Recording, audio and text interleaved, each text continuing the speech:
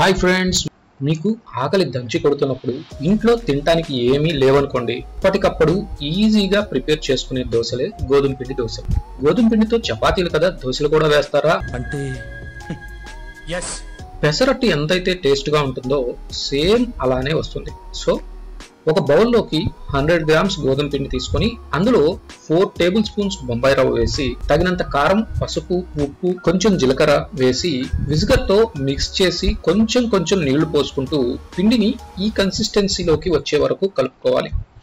Stove పైన పెన్నం పెట్టి పెన్నం బాగా కాలాక 1.5 గరిటెల పిండి వేసుకొని పెన్నం మొత్తం స్ప్రెడ్ చేసుకొని ఆయిల్ వేసి అట్లకర్రతో ఆయిల్ అట్టు మొత్తం స్ప్రెడ్ అయ్యేటట్టు చేసుకుని మీడియం ఫ్లేమ్ లో చక్కగా 2 సైడ్స్ కాల్చుకొని ప్లేట్ లోకి తీసుకుని కొబ్బరి చట్నీ లేదా టమాటా ఊరగాయతో తింటే ఆ టేస్టే వేరబ్బా, సూపర్ గా ఉంటుంది.